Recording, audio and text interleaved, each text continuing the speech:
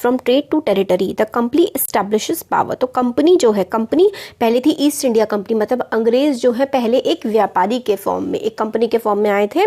तो ट्रेड से, कब से उन्होंने ट्रेड मतलब पहले व्यापार किया और फिर टेरिटरी मतलब देश पर कब्जा करना शुरू कर दिया। ये इस चैप्टर में हम लोग देखेंगे। औरंगजेब जो था ना, वो मुगल्स का लास्ट पावरफुल एम्परर था। जैसे कि हम लोगों ने क्लास 7 में पढ़ा था कि काफ़ी सारे मुगल्स थे, उसमें से औरंगजेब के बाद जितने भी आए ना काफ़ी ज़्यादा कमज़ोर थे और उनकी चलती वलती तो थी नहीं। तो औरंगजेब लास्ट था जो कि मुगल्स में काफ़ी पावरफुल था। उसने काफ़ी बड़े एरिया पर अपना कंट्रोल जमा रखा था, ठीक है, जिसको आज हम इंडिया कहते हैं। काफ़ी बड़े एरिया पे औरंगजेब ने अपना कंट्रोल कर रखा था। उसकी डेथ के बाद, उसकी डेथ हुई थी 1707 में। काफ़ी सारे जो मुगल गवर्नर्स थे जिनको सूबेदार कहा जाता था, सूबेदार या फिर गवर्नर, जैसे कि आप समझ लीजिए एक तरीके से आज हमारे जो चीफ मिनिस्टर्स हैं, इस तरीके से इलाके बांट दिए जाते थे तो उनको गवर्नर या सूबेदार बना दिया जाता था। जो बड़े बड़े सूबेदार थे या फिर बड़े ज़मींदार थे, उन्होंने अपनी अथॉरिटी करना शुरू कर दिया। मतलब क्या करना, जैसे कि मान लीजिए ये पूरा देश है, देश कई सारे ना भागों में बटा हुआ है, ठीक है। बटा हुआ है का मतलब एक ही देश है, छोटे छोटे जैसे स्टेट्स होते हैं, जैसे इंडिया एक पूरी कंट्री है बट हमारे काफ़ी सारे राज्य हैं। इसी तरीके से मुगल एम्पायर में भी क्या था कि पूरा का पूरा देश था और ऐसे 1 2 इस तरीके से काफ़ी सारे स्टेट्स या फिर प्रोविंसेस कह सकते हैं, उनका गवर्नर था, ठीक है। तो अगर इस स्टेट का, यहाँ पर दिल्ली है, अगर यहाँ पर इस स्टेट का जो गवर्नर है, ये राजा तो कमज़ोर हो गया जो दिल्ली में बैठा था औरंगजेब के बाद, सारे मुगल राजा बहुत ही ज़्यादा कमज़ोर थे। अब जो दिल्ली से दूर बैठा हुआ एक गवर्नर है वो काफ़ी ज़्यादा पावरफुल है। उसने कहा कि भाई तुम भाड़ में जाओ, मतलब किंग को अपने की, वो तो किंग की तो चलती नहीं थी। तो ये जो गवर्नर थे इन्होंने खुद को इंडिपेंडेंट बना लिया, मतलब मुगल एम्पायर से खुद को अलग कर लिया एक तरीके से और अपनी ये लोग चलाने लगे, ऐसा हुआ था। और जो छोटे मतलब बड़े ज़मींदार थे इलाकों के, उन्होंने भी अपनी अथॉरिटी एग्जर्ट कर दी कि भाई हम अब अपनी चलाएंगे, तुम्हारी नहीं सुनेंगे। As powerful regional kingdoms emerge, और जैसे कि रीजनल अलग अलग इलाकों में पावरफुल किंगडम्स एमर्ज हो रही थी इंडिया के काफ़ी सारे पार्ट में, दिल्ली जो है ना वो इफेक्टिव सेंटर की तरह काम नहीं कर पा रहा था। जैसे कि जब मुगल्स थे तो दिल्ली जो था वो सबसे इफेक्टिव सेंटर था, बट जब बाकी दिल्ली के जो वो थे राजा वगैरह, जैसे मुगल शासक जो थे, कमज़ोर होने लगे थे औरंगजेब के बाद, फिर बाकी जो इलाके थे उन्होंने अपनी कि भाई हम ही राजा हैं, अब हम इस दिल्ली वाले की नहीं सुनेंगे, इस तरीके की कंडीशन आ गई थी। By the second half of 18th century, तो 18th सेंचुरी का सेकेंड हाफ मतलब 18th सेंचुरी का मतलब होता है 1750। तो हम सेंचुरी आगे की बोलते हैं और साल क्या होता है पीछे का, जैसे कि ये 21st सेंचुरी है बट साल क्या लिखते हैं हम, 2020, ठीक है, इस तरीके से। तो by the half of 18th century, however, new power was emerging on political horizon, the British। तो मतलब 1750s आते आते ना हमारे देश में ब्रिटिशर्स जो हैं वो 1700, आप समझ लीजिए कि 1604 के टाइम में हमारे देश में व्यापारी की तरह ही आए थे और लगभग 100 साल बाद ये लोग एक पावर की तरह इमर्ज होने लगे थे, मतलब काफ़ी ज़्यादा ताकतवर हो गए थे। व्यापारी की जगह ये लोग अब जो है एक तरीके से राजा की तरह एक्ट करने लगे थे। Did you know that British originally came as a small trading company and were reluctant to acquire territories? तो स्टार्टिंग में तो ये कंपनी की तरह आए थे व्यापार करने और ये टेरिटरीज वगैरह, राज्य वगैरह नहीं हड़पना चाहते थे। How then did they come to be masters of the vast empire? और फिर किस तरीके से भाई शासक बन गए इतने बड़े देश के, तो इस चैप्टर में हम ये चीज़ देखेंगे। तो देखिए बहादुर शाह जफ़र जो थे वो लास्ट मुगल एम्परर थे, उनको अरेस्ट कर लिया है किसने, कैप्टन हैडसन ने। दिस इज़ इम्पॉर्टेंट कि बहादुर शाह जफ़र जो थे वो आखिरी मुगल शासक थे, कोई जल्दी वल्दी तो थी नहीं, नाम की थे, और इनको बहुत ही काफ़ी ज़्यादा बूढ़े हो गए थे जब 1857 की म्यूटिनी हुई थी, देखेंगे आगे के चैप्टर्स में। तो हेडसन थे, उन्होंने इनको पकड़ लिया था। आफ्टर औरंगज़ेब के बाद कोई भी मुगल ऐसा नहीं था जो पावरफुल रहा हो, और सिर्फ एक सिंबॉलिक इंपॉर्टेंस थी कि हाँ भाई राजा, बट चलती वलती उनकी थी नहीं। इनफैक्ट मैसिव रिबेलियन, काफ़ी बड़ा जो रिबेलियन हुआ था 1857 में, बहादुर शाह जफ़र मुगल एम्परर था उस टाइम, उसको नेचुरल लीडर समझा गया, बट बहादुर शाह जफ़र जो है उसको देश से निकाल दिया गया और उसके बहादुर शाह जफ़र के सारे बेटों को गोली से उड़ा करके मार दिया गया था। मतलब मुगल शासन को पूरी तरीके से ख़त्म कर दिया अंग्रेज़ों ने।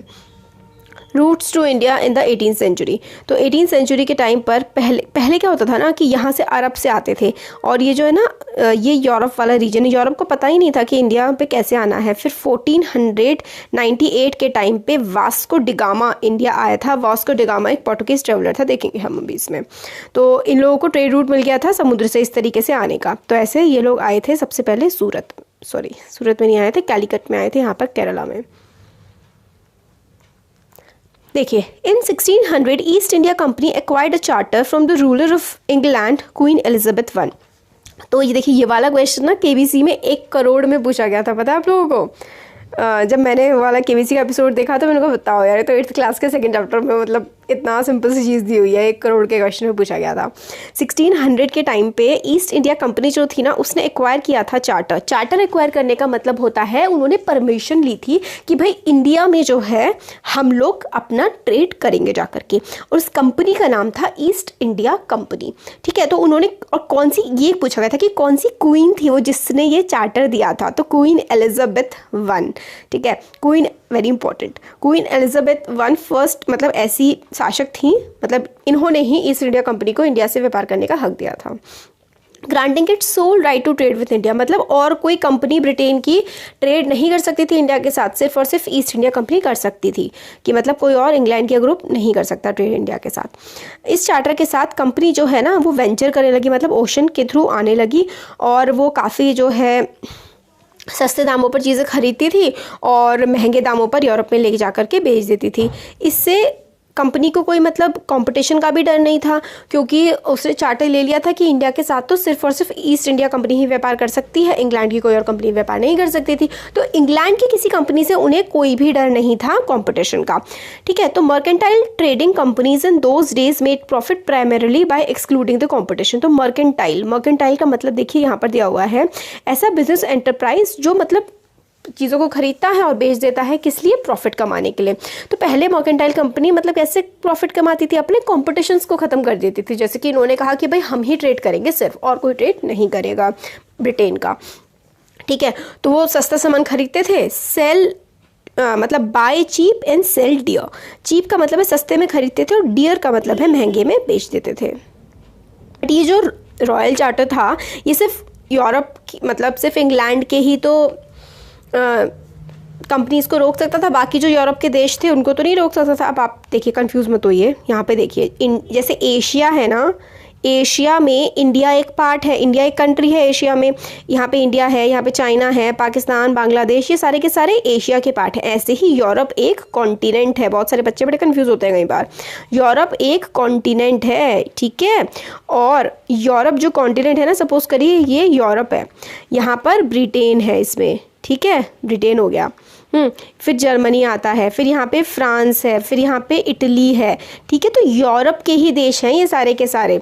तो और इधर पोर्टुगीज़ है, इधर पोर्टुगल है, स्पेन है, ऐसे करके। तो देखिए, अब इन्होंने जो ईस्ट इंडिया कंपनी ने चार्टर लिया था ना, ईस्ट इंडिया कंपनी ने अपने देश की क्वीन से चार्टर लिया था कि और कोई कंपनी हमारे देश की ना आ सके। बट ये चार्टर यूरोप के बाकी देश जैसे कि फ्रांस हो गया, फ्रांस, पोर्टुगल, स्पेन, बाकी सबको तो ये नहीं रोक सकता था, तो इनको बाकी सबसे तो कंपटीशन करना पड़ता था। तो रॉयल चार्टर प्रिवेंट नहीं कर सकता था बाकी यूरोपियन पावर्स को ईस्टर्न मार्केट में एंटर करने से। By the time first east India मतलब ईस्ट इंडिया जो शिप थी, इंग्लिश शिप का मतलब है ब्रिटेन। हम लोग जो ब्रिटेन के लोगों को इंग्लिश बोलते हैं। ठीक है, तो इंग्लिश शिप जब इंडिया पहुंचे थे, अफ्रीका के through Cape of Good Hope से होते हुए इंडियन ओशन में, पोर्टुगीज़ जो हैं ऑलरेडी इंडिया में आ चुके थे, गोवा में बेस बना चुके थे। पोर्टुगीज़ 1498 के टाइम पर आ चुके थे, और ये लोग तो काफ़ी ज़्यादा लेट आए थे। ब्रिटिशर्स तो 1600 के टाइम में, मतलब 1600 के टाइम में। यहाँ पर देखिए कि पोर्टुगीज़ जो थे, वास्को डिगामा पोर्टुगीज़ एक्सप्लोरर थे। एक्सप्लोरर का मतलब है खोज करते रहते थे। तो ये लोग तो काफ़ी ज़्यादा पहले आ चुके थे, 1498 में।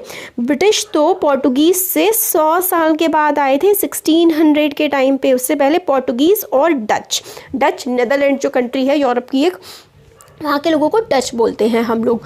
तो जो डच हैं वो डच हो गए, पोर्टुगीज़ हो गए, वो तो ब्रिटिश लोगों से 100 साल पहले आ चुके थे और यहाँ पे ट्रेडिंग कर रहे थे।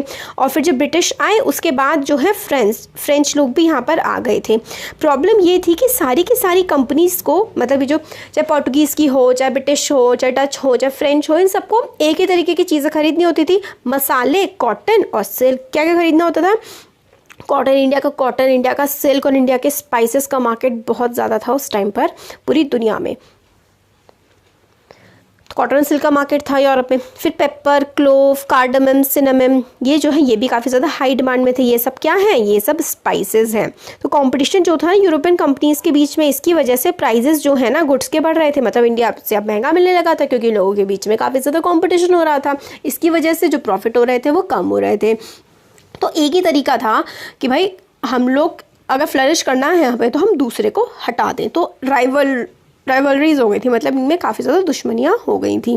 अब सिक्योर करना था मार्केट को, तो क्या होता था, इन लोगों के बीच में खूब लड़ाइयाँ होती थी। कभी कोई किसी के शिप को डुबा दे रहा है, कभी कोई किसी का रास्ता लगा दे रहा है, कभी जंगें चल रही हैं व्यापार करने के लिए। तो इस तरीके से ये लोग आपस में काफ़ी ज़्यादा लड़ते रहते थे। Trade was carried on with arms and trading post were protected through fortification. तो ट्रेड जो है ना उसमें मतलब आर्मी की भी ज़रूरत पड़ती थी। पहले कंपनीज अपनी आर्मी भी रखा करती थी ताकि दूसरे देशों से लड़ाई की जा सके उनको हटाने के लिए। और फोर्टिफिकेशन का मतलब होता है इन्होंने अपनी जैसे फैक्ट्री टाइप की लगा ली, फिर उसको फोर्टिफाई कर दिया। मतलब वहाँ पर अच्छे से किला सा बना दिया, अपने सोल्जर्स रख दिए, सैनिक रख दिए अपने, ताकि अपने जो है ट्रेड, अपने बिजनेस को बचाया जा सके। This effort to fortify settlement and carry on profitable trade also led to increased conflict with local rulers.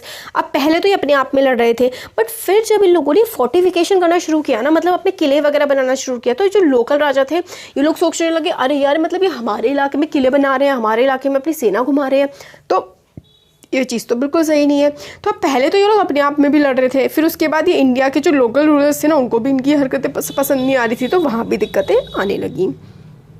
अब ईस्ट इंडिया कंपनी ने स्टार्ट कर दिया ट्रेड करना बंगाल में। जो पहली ईस्ट इंडिया मतलब पहली इंग्लिश फैक्ट्री थी ना, वो कहाँ पर, बंगाल में कहाँ पर सेटअप हुई थी? वो setup on the banks of river Hugli in 1651। Hugli में, बंगाल वाले रीजन में, हुगली में 1651 में पहली ईस्ट इंडिया कंपनी की, मतलब पहली इंग्लिश फैक्ट्री एस्टैब्लिश की गई थी। This was base for company trade known as the time as factors operated. मतलब ये ट्रेड का मतलब बेस बन गया। अब यहीं से सारा का सारा व्यापार किया जाता था क्योंकि हुगली नदी समुंदर से जोड़ रखी थी और फिर समुंदर से अपने देश में पहुंच जाते थे, है ना। तो फैक्ट्री जो है उसमें warehouses where goods for exports were stored and it had offices where company official set. तो मतलब वो एक पूरा इलाका था जहाँ पर जो सामान बेचना होता था वो आकर के रखा जाता था। कंपनी के ऑफिशियल्स भी वहीं पर अपना बैठ करके काम किया करते थे। जैसे जैसे ट्रेड बढ़ा, कंपनी ने परसुएट किया मर्चेंट्स और ट्रेडर्स को to come and settle near the factory. अब ट्रेड बहुत ज़्यादा बढ़ गया तो कहने लगे कि भाई जो मर्चेंट्स हैं, व्यापारी वगैरह हमारे देश के आज आओ, मतलब इंडिया में हमारी फैक्ट्री के आसपास तुम बस जाओ ताकि हम लोगों को आसानी हो जाए काम करवाने में। 1696 आते आते फोर्ट बनाए जाने लगे और सेटलमेंट भी बनने लगी, मतलब उनके आसपास रहने भी लगे। 2 years later it bribed Mughal officials into giving company zamindari rights over 3 villages. तो 2 साल बाद इन लोगों ने और होशियारी करनी शुरू कर दी। मतलब 1696 तक इन्होंने अपने किले बना लिए थे। उसके और 2 साल बाद इन्होंने जो मुगल ऑफिशियल्स थे ना, मतलब मुगल एम्पायर में जो लोग काम करते थे, उनको ब्राइब दी, उनको घूस दी और 3 गांव की जमींदारी, मतलब 3 गांव से अब ये अंग्रेज का रखेटा करेंगे, इस तरीके से इन लोगों ने घूस वूस दे करके अपना काम निकाल लिया। उन 3 विलेजेस में से एक कालीकता था जिसको बाद में कलकत्ता या फिर कोलकाता कहा जाने लगा, जो आज कैपिटल है वेस्ट बंगाल की। मुगल एम्पायर जो थे औरंगज़ेब, देखिए 1696 की बात है ना, औरंगज़ेब कब मरा था? 1707 में। इन्होंने औरंगज़ेब से एक फरमान ले लिया था कि कंपनी जो है राइट रहेगा ड्यूटी फ्री ट्रेड करने का। मतलब इन्होंने औरंगज़ेब से फरमान ले लिया। फरमान ना एक रॉयल ऑर्डर होता था, मतलब इन्होंने औरंगज़ेब से ये ऑर्डर ले लिया कि बंगाल में हम लोग कोई पैसा नहीं देंगे वहाँ के लोकल नवाब को और ऐसे ही मज़े से ट्रेड करेंगे बिना कोई टैक्स पे करे, बिना कोई पैसा दिए। अब आपको क्या लगता है कि वहाँ के नवाब को ये बात पसंद आएगी? बिल्कुल भी पसंद नहीं आई। तो कंपनी ने continue continuously to press for more concession and manipulate existing privileges. अब कंपनी कहने लगी भाई हमें और कंसेशन दो, हम लोग को नुकसान हो रहा है। कंपनी क्या चाहती थी? ज़्यादा से ज़्यादा फ़ायदा। तो वो चाहती थी कि किसी भी तरीके से हमारे पैसे कम खर्च हो और हम कमाएं ज़्यादा। तो और ज़्यादा दबाव डालने लगी वो मुगल्स पे कि भाई हमें और वो दो, कंसेशंस दो, हम लोग को सस्ता सामान खरीदवाओ और हम लोग को आराम से रहने दो यहाँ पे। तो औरंगजेब ने फरमान जारी किया, had granted only the company right to trade duty free. ठीक है, कंपनी, अब जो औरंगजेब ने फरमान जारी किया था उसमें जो पूरी की पूरी कंपनी थी उसको ड्यूटी फ्री ट्रेड करने का राइट था, मतलब वो कोई टैक्स नहीं देगी। बट कंपनी के जो ऑफिशियल्स थे ना, जो कंपनी में काम करते थे, उन्होंने भी प्राइवेट ट्रेडिंग शुरू कर दी, उन्होंने भी अपना अलग अलग से व्यापार करना शुरू कर दिया और वो भी लोकल गवर्नमेंट को टैक्स नहीं देते थे। अब ये बात जो थी ना, बंगाल के नवाब को बिल्कुल पसंद नहीं आ रही थी, क्योंकि उसको रेवेन्यू का लॉस हो रहा था, उसको तो नुकसान हो रहा था। भाई पहले तो पूरी की पूरी कंपनी नहीं पे कर रही है कुछ भी, कोई रेवेन्यू नहीं दे रही, आराम से काम करे जा रही है और टैक्स भी नहीं पे कर रही, तो फायदा क्या हो रहा है बंगाल के नवाब को अपनी जमीन उनको देने का? कोई फायदा नहीं हो रहा है ना। दूसरी चीज़, अब कंपनी में जो लोग काम करते थे ना, उन्होंने भी अपने अपने अपने प्राइवेट ट्रेड करने शुरू कर दिए और वो भी पैसे नहीं देते थे बंगाल के नवाब को। तो बंगाल का जो नवाब था ना, मुर्शीद कुली खान, उसको बड़ी चिढ़ लग रही थी, बड़े खटक रहे थे ये लोग मुर्शीद कुली खान की आंखों में। इनको बड़ा गुस्सा आ रहा था कि भाई मतलब मेरे को कोई फ़ायदा ही नहीं हो रहा है और ये लोग तो अपना व्यापार आराम से किए जा रहे हैं। तो ये देखिए, ये सामान लाया ले जाया जा रहा है, इस तरीके की पेंटिंग बनाई गई है। अब देखिए, ये मुर्शीद कुली खान को पसंद तो आ नहीं रही थी, बट औरंगजेब था, औरंगजेब पावरफुल था, उसके सामने तो कुछ बोल नहीं पाया। अब जब औरंगजेब मरा ना, तब बंगाल के नवाबों ने इनको थोड़ा लाइन पे लाना थोड़ा सा शुरू करा। अब क्या हुआ? How trade led to battles. अब देखिए दिक्कतें तो आ रही हैं, अंग्रेज टैक्स देने को तैयार नहीं हो रहे हैं और जो मुगल हैं उनको लग रहा है कि भाई हम तो टैक्स ही नहीं मिल रहा, हमें फ़ायदा क्या हो रहा है। तो अब इसकी वजह से जो व्यापार था ना, अब ये जंग होने की कंडीशंस पे आ गया था। तो through early 18th century, starting की जो 18th सेंचुरी के स्टार्टिंग में ही ना जो लड़ाई वड़ाई की कंडीशन थी ना, वो बनने लगी थी। कंपनी हो गया, नवाब ऑफ बंगाल ने मतलब जो कंपनी है ईस्ट इंडिया कंपनी, ठीक है, और जो नवाब है ना बंगाल का, इन दोनों के बीच में थोड़ी थोड़ी दिक्कतें आनी शुरू हो गई हैं। औरंगजेब की डेथ हो गई, औरंगजेब मर गया। उसके बाद बंगाल के नवाब ने एजर्ट कर दिया कि भाई हम लोग पावरफुल हैं। हमने स्टार्टिंग में पढ़ा था औरंगजेब की डेथ के बाद लोकल रूलर्स जो थे उन्होंने अपने आप को एक तरह से राजा टाइप्स घोषित कर दिया था। तो बंगाल के नवाब ने अपनी पावर को, अपनी ऑटोनॉमी को एजर्ट करने की कोशिश की, जैसे कि बाकी सारी और भी पावर्स ने करने की स्टार्ट कर दी थी। मुर्शीद कुली खान जो था was followed by Alivardi Khan, मतलब मुर्शीद कुली खान के बाद जो नवाब था बंगाल का, कौन बना? अलीवर्दी खान। अलीवर्दी खान के बाद बना सिराजुद्दौला। ये इंपॉर्टेंट है थोड़ा, ठीक है, कि पहले कौन था? मुर्शीद कुली खान, मुर्शीद कुली खान के बाद अलीवर्दी खान, अलीवर्दी खान के बाद सिराजुद्दौला बंगाल का नवाब बना। हर कोई काफ़ी ज़्यादा स्ट्रॉन्ग रूलर था, इनके सामने ज़्यादा किसी की चलती वलती नहीं थी। उन्होंने कंपनी को कोई भी कंसेशन देने से मना कर दिया कि हम तुम्हें कोई कंसेशन नहीं देंगे, काम करना है टैक्स पे करो, और demanded large tributes from the company right to trade, और बल्कि मांगने लगे कि भाई पैसा दो, गिफ्ट दो हमें, क्योंकि तुम हमारी ज़मीन पर ट्रेड कर रहे हो। और कंपनी को मना कर दिया कि अपने जो मिंट मत करो कॉइन। कंपनी क्या करती थी कि अपने सिक्के बनाने लगी थी, मतलब अपना पूरा देश ही बसा लिया था इन लोगों ने। तो अंग्रेजों ने, तो नवाब ने मना किया कि भाई तुम्हारे सिक्के विक्के भी नहीं बनाए जाएंगे यहाँ पे। और अपनी जो फोर्टिफिकेशन ये लोग कर रहे थे ना, अपनी खूब महल वहल बना रहे थे, वो सब भी नवाब ने कहा ये सब भी तुम्हारा नहीं बनेगा। कंपनी को एक्यूज़ किया कि वो धोखा दे रही है। Accusing the company of deceit, they claim that company was depriving the Bengal government of huge amounts of revenue and undermining the authority of Nawab. और जो नवाब हैं उन्होंने ये भी कहा कि कंपनी जो है ना वो बंगाल को बहुत ज़्यादा नुकसान करवा रही है, टैक्स नहीं पे करती है और बंगाल की सरकार को धोखा भी दे रही है और हमारी बात भी नहीं मानती है। और ये टैक्स नहीं पे रही है और डिसरेस्टफुल, मतलब हमें बदतमीज़ी भरे लेटर्स लिखती है और हम लोगों को हमेशा बेइज्जत करने की कोशिश करती रहती है। कंपनी ने ये कहा कि जो नवाब की डिमांड्स है ना वो अनजस्ट है, कि मतलब हम लोगों को इतना ज़्यादा हमसे मांग रहे हैं, ये चीज़ तो बिल्कुल गलत है। इस तरीके से तो हमारा ट्रेड जो है ना बिल्कुल ख़त्म हो जाएगा। ट्रेड जो है ना वो तभी अच्छे से चल सकता है जब ड्यूटीज़ हटा दी जाए, जो टैक्स वैक्स है, अगर आप ये सब हटा दोगे तो ट्रेड बहुत अच्छे से चलता है। It was also convinced that to expand trade, it had to enlarge its supplements by a village and rebuild its fort। और इसने ये भी कहा कि भाई अगर हम लोग को ट्रेड अच्छे से चलाना है तो हम लोगों को गांव खरीदने पड़ेंगे, हम लोगों को फोर्ट्स बनाने पड़ेंगे, सोल्जर्स रखने पड़ेंगे ताकि हम अपने सामान की रक्षा कर सकें। ये सारे के सारे कारण दे रही थी कंपनी। ठीक है, कॉन्फ्लिक्ट्स की वजह से क्या हुआ, बैटल ऑफ प्लासी हुआ, बहुत ज़्यादा दिक्कतें हो गई तो हो गई battle of Plassey. And this is very very very important, मतलब आपके एग्जाम में ना ये चैप्टर आएगा तो ऐसा हो नहीं सकता कि बैटल ऑफ प्लासी ना पूछी जाए, ज़रूर पूछी जाएगी और ज़रूर पूछी जाएगी। अब आती है बैटल ऑफ प्लासे। तो बैटल ऑफ प्लासे में क्या हुआ था, जब अलीवर्दी खान की डेथ हो गई थी ना 1756 में, तो सिराजुद्दौला जो है वो बंगाल का नवाब बन गया। कंपनी काफ़ी ज़्यादा वरीड थी कि उसकी पावर जो है एंड की in on a puppet ruler who would willingly give trade concessions and other privileges. का मतलब ये है कि अलीवर्दी खान की डेथ के बाद सिराजुद्दौला 1756 में वहाँ का नवाब बन गया। अब कंपनी जो है ना, कंपनी को बड़ी टेंशन हो रही कि भाई ये लोग तो हमें व्यापार नहीं करने दे रहे हैं, ये लोग तो हम पे टैक्स लगा रहे हैं। तो वो ऐसा चाहती थी कंपनी कि इस तरीके का पपेट रूलर बन जाए। पपेट का मतलब है हमारी पूरी की पूरी बात माने, ऐसा रूलर आ जाए बंगाल में जो हमारी बात माने और हम लोग अच्छे से व्यापार कर सके, हम लोग को कंसेशन प्रोवाइड करे और हम लोगों को प्रिविलेज दे ट्रेड करने में। तो उन्होंने ट्राई किया बट काफ़ी सक्सेसफुल वो नहीं रहे। फिर उसने सोची कि सिराजुद्दौला के जो राइवल्स हैं उनको नवाब हम लोग बना देंगे, और जो इन्फीरिएटेड था ना, अब ये सारी की सारी बातें जब सिराजुद्दौला को पता लगी तो उसको बहुत ज़्यादा गुस्सा आया। अब सिराजुद्दौला ने कहा कि भाई तुम हमारे जो पॉलिटिकल अफेयर्स है ना, हमारे जो बंगाल में चीज़ें चल रही हैं पॉलिटिक्स में, इसको तुम्हें एंटर करने की ज़रूरत नहीं है और निकलो यहाँ से। ठीक है, उनकी फोर्टिफिकेशन अपनी बंद करो, जो तुम अपने किले विले बना रहे हो बंद करो, रेवेन्यू पे करो, नहीं तो भागो यहाँ से। ये सारी नेगोशिएशंस फेल हो गई तो नवाब ने मार्च कर दिया। नवाब 30,000 सोल्जर्स लेके गया, इंग्लिश की जो फैक्ट्री थी ना कासिम बाजार में, उसमें वहाँ पर उन्होंने अटैक कर दिया। नवाब ने जाकर के कंपनी के ऑफिशियल्स को जो है बंदी बना लिया और जहाँ पर वेयर हाउस था, सामान रखा था, उसको लॉक कर दिया और सारे के सारे जो इंग्लिशमैन थे उनको डिसआर्म कर दिया, और जो भी इंग्लिश के शिप्स आने वाले थे ना उनको भी आने पे रोक लगा दी और कलकत्ता में मार्च किया, और जो फोर्ट था ना कंपनी का उसको भी अपने कब्जे में ले लिया। तो मतलब क्या किया इसने, सिराजुद्दौला ने मतलब जो कंपनी का कासिम बाजार में एक तरह से फोर्टिफिकेशन थी ना, उस पर जाकर के इन्होंने अटैक कर दिया, सोल्जर्स को बंदी बना लिया। कलकत्ता में भी जो फोर्ट था उस पर भी अटैक कर दिया और जो शिप्स आ रहे थे उनको रोक दिया।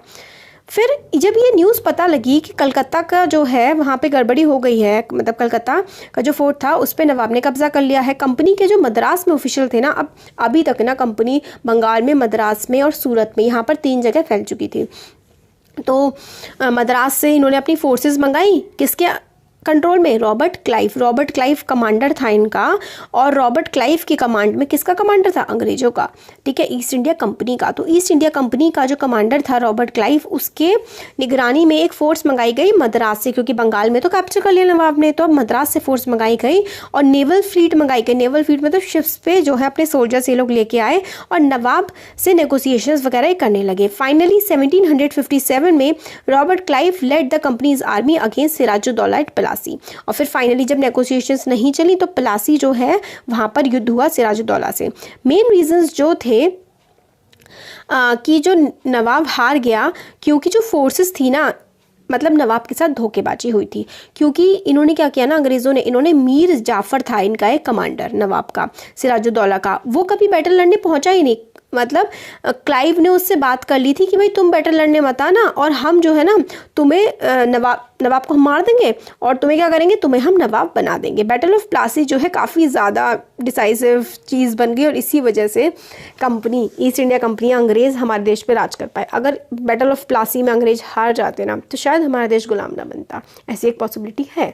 किस तरीके से हुआ था ये सब, देखिए ऐसा हुआ था ना कि जो ये रॉबर्ट क्लाइव था ना, ये बड़ा होशियार इंसान था। इसने ना जो मीर जाफर था कमांडर था, उससे पहली बात के लिए कहा कि हम तुम्हें नवाब बना देंगे, तुम अपनी जो फ्लीट है आर्मी की वो लेके ही मत आना और पीछे से जाकर के तुम सिराजुद्दौला को मार देना। तो जब बैटल ऑफ प्लासी में हार हो गई, सिराजुद्दौला को मार दिया गया, मीर जाफर को नवाब बना दिया गया। कंपनी को अभी भी चैन नहीं पड़ रहा था। अब वो चाहती थी still unwilling to take over the responsibility of administration, मतलब अभी भी हरा कह दिया था, धोखेबाजी से हराया था, बट फिर भी वो कह रही थी कि रूल तुम ही करो, बस हमें ट्रेड करने दो ढंग से। उसका प्राइमरी ऑब्जेक्टिव था कि उनका ट्रेड बढ़ जाए, और ये तभी हो सकता था जब पूरा का पूरा लोकल लीडर्स वगैरह सारे के सारे उनके कब्जे में आ जाएं, विलेज उनके कब्जे में आ जाएं और सारी की सारी प्रिविलेज उनको मिल जाएं और वो उन्हें टैक्स ना पे करना पड़े। इसीलिए उन्होंने बैटल ऑफ प्लासी करी थी। बट कंपनी को जैसे लगा था कि अब आराम से हम लोग काम कर लेंगे, बट डिफ़िकल्ट था। क्यों? क्योंकि कंपनी बहुत ज़्यादा परेशान कर रही थी मीर जाफ़र को कि भाई हम लोग टैक्स नहीं पे करेंगे, और मतलब बुरी तरीके से कंपनी से क्या कर रहे थे कि कंपनी क्या कर रही थी ना, जो ईस्ट इंडिया कंपनी थी वो कह रही थी कि हम बिल्कुल भी टैक्स नहीं पे करेंगे और इनफैक्ट तुम ही हमें पैसे दे दो, क्योंकि हम लोगों को बहुत ज़्यादा खर्चा झेलना पड़ रहा है, क्योंकि कंपनी का मकसद क्या था, सिर्फ और सिर्फ पैसे कमाना। ठीक है, अब मीर जाफ़र भी इस बात से परेशान हो गया। अब कंपनी जो चाह रही थी उसको पपेट नवाब मिल जाएगा, बट ऐसा तो नहीं हो पाया। After all they had to maintain a basic appearance of dignity and sovereignty if they wanted respect from the subject।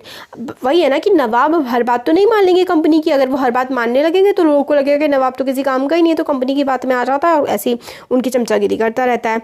तो मीर जाफ़र ने प्रोटेस्ट कर दिया कि भाई जो तुम कर रहे हो ना, ये कि अपनी अपनी चलाते रहते हो, ऐसा नहीं चलेगा। मीर जाफ़र ने प्रोटेस्ट कर दिया। प्रोटेस्ट का मतलब है कि भाई ना हो पाएगा, तुम जो कह रहे हो हम करेंगे जंग। तो कंपनी ने उसको हटा दिया और इंस्टॉल कर दिया मीर कासिम को। तो सिराजुद्दौला आया पहले, फिर मीर जाफ़र आया। मीर जाफ़र ने सिराजुद्दौला को धोखा दिया था, बट मीर जाफ़र भी कंपनी की हरकतें झेल नहीं पाया, उसने भी रिवोल्ट कर दिया। तो कंपनी ने मीर जाफ़र को हटा करके मीर कासिम को ले आई। मीर कासिम ने कंप्लेन किया तो he in turn was defeated in the battle of Buxar. अब मीर जाफ़र को हटा दिया, मीर कासिम आ गया। मीर कासिम से भी दिक्कत हुई तो एक बैटल हो गई। दूसरी बैटल थी बैटल ऑफ बक्सर, पहली थी बैटल ऑफ प्लासे। बैटल ऑफ प्लासे, ठीक है, बैटल ऑफ प्लासे की बात हुई 1764 में बैटल ऑफ बक्सर। और फिर से मीर जाफ़र को नवाब बना दिया, मतलब पहले मीर जाफ़र था, मीर कासिम आया, मीर कासिम आया, बैटल ऑफ बक्सर हुई। बैटल ऑफ बक्सर के बाद भाई मीर जाफ़र तो अंग्रेज़ों से बिल्कुल नहीं झिला, तो मीर कासिम नहीं जिला, मीर जाफ़र को फिर से बना दिया। एक बार फिर से देख लेते हैं। देखिए, सिराजुद्दौला था, सिराजुद्दौला को मार दिया, मीर जाफ़र को नवाब बना दिया। मीर जाफ़र ने कहा कि भाई तुम लोग सही काम नहीं कर रहे हो, ऐसे मत करो, टैक्स वैक्स दे दो, तो मीर जाफ़र को भी हटा दिया। फिर मीर कासिम को ले आए। मीर कासिम तो मीर जाफ़र से भी ज़्यादा परेशान करने लगा अंग्रेज़ों को, तो अंग्रेज़ों ने कहा कि बेटा हट जा। तो मीर कासिम ने कहा चलो लड़ लेते हैं। तो कहाँ लड़ लेते हैं, बैटल ऑफ बक्सर हो गई। बैटल ऑफ बक्सर के बाद कि भाई मीर जाफ़र भाई तू ही आ जा, मीर कासिम ने तो और परेशान कर दिया हमें। ठीक है, तो मीर जाफ़र को फिर से बैठा दिया गया गद्दी पे। अब नवाब से कहा कि हर महीने तुम लोग हमें कितने दोगे, 5 लाख रुपए दोगे। ठीक है भाई, 5 लाख रुपए उस टाइम, आज से 200-250 साल पहले 5 लाख रुपए महीना किसी नवाब के लिए देना भी बहुत बड़ी बात थी। कंपनी पहले तो टैक्स पे करती थी, फिर बाद में नवाब से कहने लगी कि तुम हमें 5 लाख रुपए दोगे। देख रहे हो कैसे साइकिल घूम गई। नवाब से हर महीने 5 लाख रुपए मारने लगे, देता था नवाब, बट कंपनी और भी चाहती थी। कंपनी की डिमांड जो है ना कि भाई हमारे खर्चे बढ़ रहे हैं, तुम लोग को हमें पैसे देने पड़ेंगे ज़्यादा। कंपनी की तो डिमांड नेवर एंडिंग थी, उनकी डिमांड ख़त्म ही नहीं हो रही थी। वो चाहते थे कि उनको ज़्यादा से ज़्यादा टेरिटरी दी जाए, ज़्यादा से ज़्यादा वो कर इकट्ठा कर पाएँ।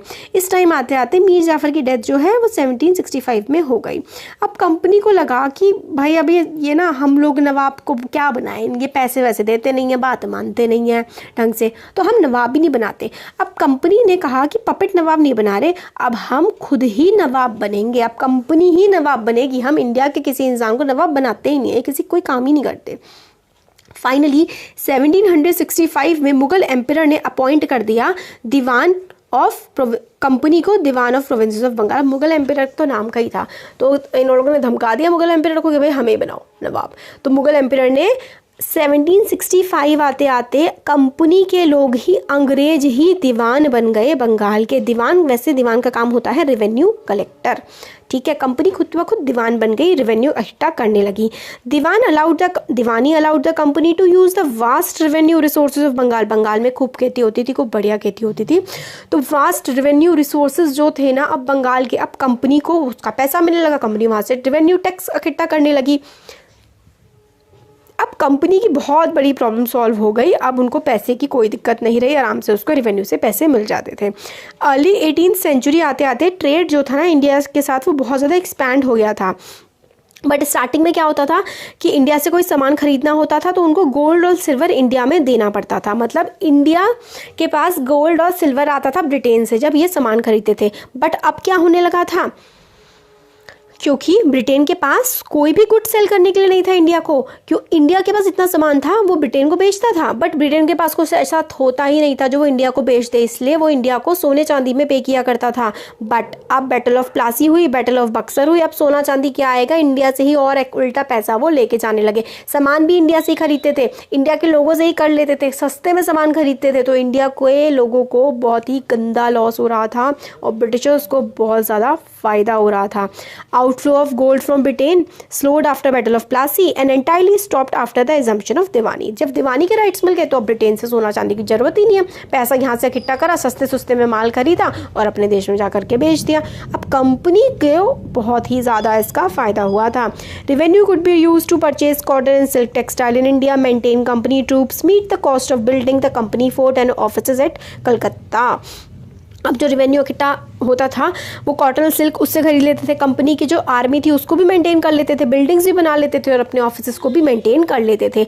अब सब कुछ वो जो कर इकट्ठा करते थे उससे हो जाता था और बाकी जो उनका प्रॉफिट बचा वो तो अलग ही है, जो उन्होंने सामान बेच के प्रॉफिट कमाया तो बहुत ही ज़्यादा प्रॉफिट कमाया था इन्होंने इंडिया से। इसलिए तो ब्रिटेन इतना ज़्यादा अमीर हो गया था और इंडिया इतना ज़्यादा गरीब, क्योंकि ये बिल्कुल नोच के खा गए थे हमें। तो अब हम लोग आगे का जो चैप्टर है वो नेक्स्ट वीडियो में देखते हैं। कैसा लगा वीडियो ज़रूर बताइए, अच्छा लगा तो लाइक करिए, चैनल को सब्सक्राइब करिए, अपने फ्रेंड्स के साथ शेयर करिए। Thank you.